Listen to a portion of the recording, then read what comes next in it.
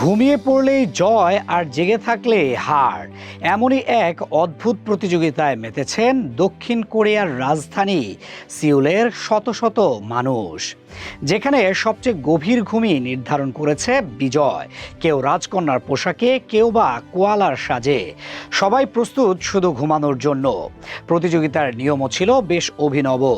অংশ নিতে হলে থাকতে হবে ভরা পেট, ক্লান্ত শরীর আর আরামদায়ক পোশাক। প্রতিযোগিতা শুরু হতেই অংশগ্রহণকারীরা চোখে মাস্ক পরে শুয়ে পড়েন নির্দিষ্ট জায়গায়।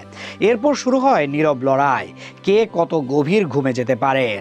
আয়োজকেরা অংশগ্রহণকারীদের হার্ট রেট পরিমাপ করে নির্ধারণ করেন কার ঘুম সবচেয়ে স্থিতিশীল ও গভীর।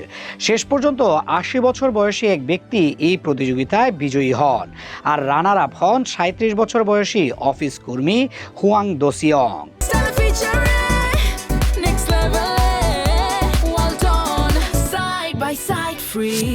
অংশগ্রহণকারীদের কাছে এটি শুধু একটি প্রতিযোগিতা নয়, বরং ব্যস্ত জীবনে কিছুটা স্বস্তি খোঁজার সুযোগ।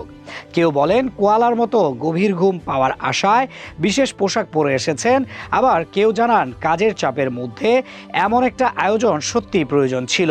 অনেকের কাছেই এটি ছিল নিজের শরীর ও মনকে রিচার্জ করার এক ভিন্ন অভিজ্ঞতা। OECD এর তথ্য অনুযায়ী সদস্য দেশগুলোর মধ্যে দক্ষিণ কোরিয়ায় কাজের সময় সবচেয়ে বেশি আর ঘুমের সময় সবচেয়ে কম। ফলে কর্মজীবী মানুষের জন্য পর্যাপ্ত বিশ্রাম যেন বিলাসিতায় পরিণত হয়েছে। আয়োজকেরা বলছেন, দিনের বেলায় ঘুম স্বল্প সময়ের হলেও ঘুমও শরীর ও মনের জন্য অত্যন্ত উপকারী। ফলে কর্মজীবী মানুষের জন্য পর্যাপ্ত বিশ্রাম যেন বিলাসিতায় পরিণত হয়েছে। আয়োজকেরা বলছেন, দিনের বেলায় স্বল্প সময়ের ঘুমও শরীর ও মনের জন্য অত্যন্ত উপকারী। এই ধারণা থেকেই শুরু হয়েছে এই প্রতিযোগিতা।